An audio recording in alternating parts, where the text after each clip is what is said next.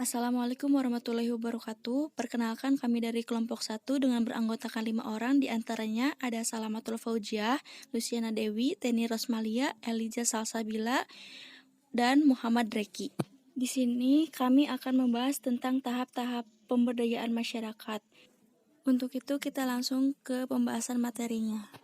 Pengertian pemberdayaan masyarakat. Secara etimologis, pemberdayaan berasal dari kata dasar daya, yang artinya yaitu kekuatan atau kemampuan. Pemberdayaan dimaknai sebagai suatu proses menuju berdaya atau proses untuk memperoleh kemampuan yang dimiliki daya kepada pihak yang kurang berdaya.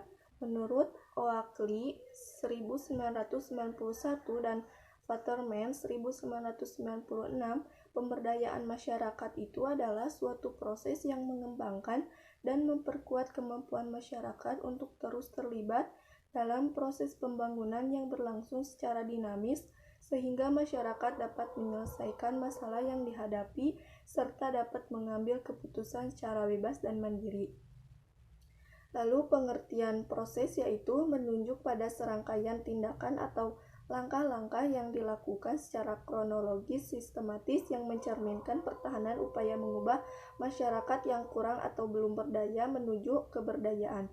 Proses akan merujuk pada suatu tindakan nyata yang dilakukan secara bertahap untuk mengubah kondisi masyarakat yang lemah, baik knowledge, attitude maupun prestige, menuju pada penguasaan pengetahuan, sikap, perilaku, sadar, dan kecakapan keterampilan yang baik. Jadi, pemberdayaan masyarakat yaitu proses pembangunan di mana masyarakat berinisiatif untuk memulai proses kegiatan sosial untuk memperbaiki situasi dan kondisi diri sendiri. Nah, pemberdayaan hanya bisa terjadi apabila masyarakat itu ikut pula berpartisipasi.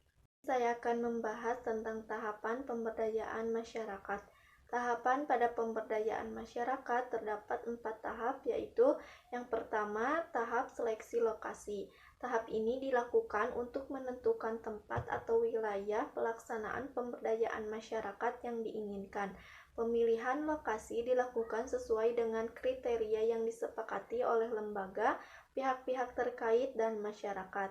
Nah, misalnya, yaitu kesediaan masyarakat menerima kegiatan non-fisik, tidak terlalu banyak kegiatan keproyekan lain, lalu adanya masyarakat yang terpinggirkan, lalu dukungan dari aparat, desa, serta tokoh-tokoh masyarakat, dan lokasi terjangkau sesuai kemampuan dan sarana. Nah, pada penetapan kriteria ini sangat penting agar tujuan lembaga dalam pemberdayaan masyarakat akan tercapai serta pemilihan lokasi dilakukan sebaik mungkin. Lalu yang kedua yaitu ada tahap sosialisasi pemberdayaan masyarakat. Nah, pada tahap ini dilakukan untuk menciptakan komunikasi serta dialog dengan masyarakat untuk meningkatkan pengertian masyarakat dan pihak terkait tentang program. Jadi, proses sosialisasi ini sangat menentukan ketertarikan masyarakat untuk berperan dan terlibat di dalam program. Nah, pada tahapan dan metode dalam proses sosialisasi ini meliputi yang pertama, pertemuan formal dengan aparat desa dan tokoh-tokoh masyarakat.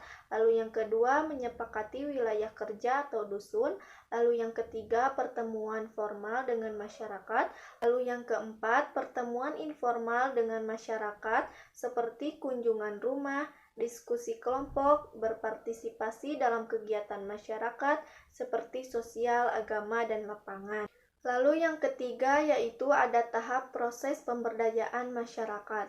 Nah, pada tahap ini dibagi menjadi ke dalam 4 tahap. Yang pertama ada kajian keadaan pedesaan partisipatif.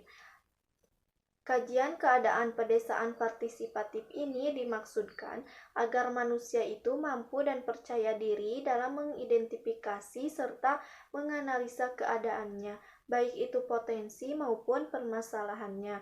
Nah, selain itu juga untuk mendapat gambaran mengenai aspek seperti sosial, ekonomi, dan kelembagaan masyarakat, serta sumber daya alam dan sumber daya manusia. Lalu yang kedua yaitu pengembangan kelompok. Nah, pengembangan kelompok ini dilakukan dengan memfokuskan kegiatan pada masyarakat yang benar-benar tertarik atau berminat untuk melakukan kegiatan bersama. Dalam hal ini juga perlu diperhatikan keterlibatan perempuan serta yang terabaikan lain. Nah, lalu kegiatan bersama ini dapat berbentuk suatu kelompok yang lengkap dengan kepengurusan dan aturan.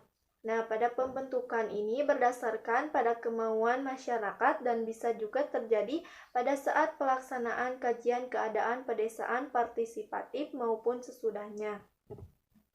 Lalu yang ketiga ada penyusunan rencana dan pelaksanaan kegiatan. Nah, penyusunan rencana kelompok ini dimaksudkan agar kelompok dan anggotanya itu mampu mengembangkan dan melaksanakan rencana kegiatan yang konkret dan realistis. Nah, dasar penyusunannya adalah potensi dan masalah-masalah yang sesudah teridentifikasi dalam kajian keadaan pedesaan partisipatif dan tujuan kelompok yang sudah ditentukan. Lalu yang keempat yaitu ada monitoring dan evaluasi partisipatif. Nah, monitoring dan evaluasi partisipatif ini bukanlah suatu kegiatan khusus, tetapi dilaksanakan secara mendalam pada semua tahap. Tujuannya yaitu agar proses pemberdayaan masyarakat ini berjalan dengan baik dan tujuannya akan tercapai. Nah, monitoring dan evaluasi partisipatif ini dilaksanakan oleh semua pihak yang terlibat dalam pemberdayaan masyarakat, di mana intinya adalah peran masyarakat itu sebagai pelaku utama.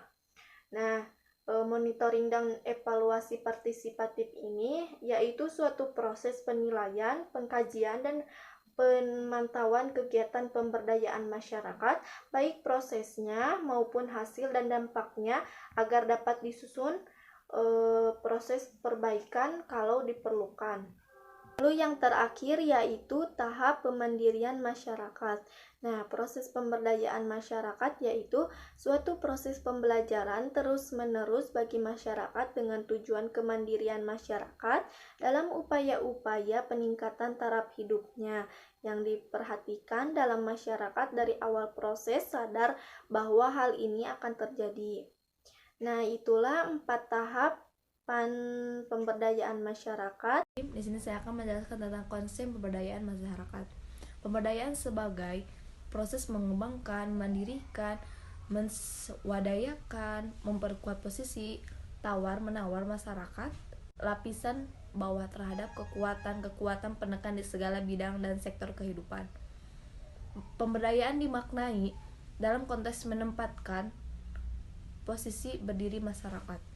Posisi masyarakat bukanlah objek penerima manfaat yang tergantung pada pemberian dari pihak luar seperti pemerintah, melainkan dalam posisi sebagai subjek, agen atau partisipan yang bertindak, yang berbuat secara mandiri. Masyarakat yang mandiri sebagai partisipan berarti terbukanya ruang dan kapasitas mengembangkan potensi kreasi, mengontrol lingkungan dan sumber daya sendiri, menyelesaikan masalah secara mandiri, dan ikut menentukan proses politik di ranah negara. Selanjutnya ada tujuan pemberdayaan masyarakat. Tujuan pemberdayaan masyarakat adalah kemampuan dan memandirikan masyarakat terutama dari kemiskinan dan keterbelakangan atau kesenjangan atau ketidakberdayaan. Kemiskinan dapat dilihat dari indikator pemenuhan kebutuhan dasar yang belum mencukupi atau layak. Kebutuhan dasar itu mencakup pangan, pakaian, papan, kesehatan, pendidikan, dan transportasi. Sedangkan keterbelakangan, misalnya produktivitas yang rendah, sumber daya manusia yang lemah, terbatasnya akses pada tanah, padahal ketergantungan pada sektor pertanian masih sangat kuat. Melemahnya pasar-pasar lokal atau tradisional karena dipergunakan untuk memasok kebutuhan perdagangan internasional. Tugas pemberdayaan masyarakat.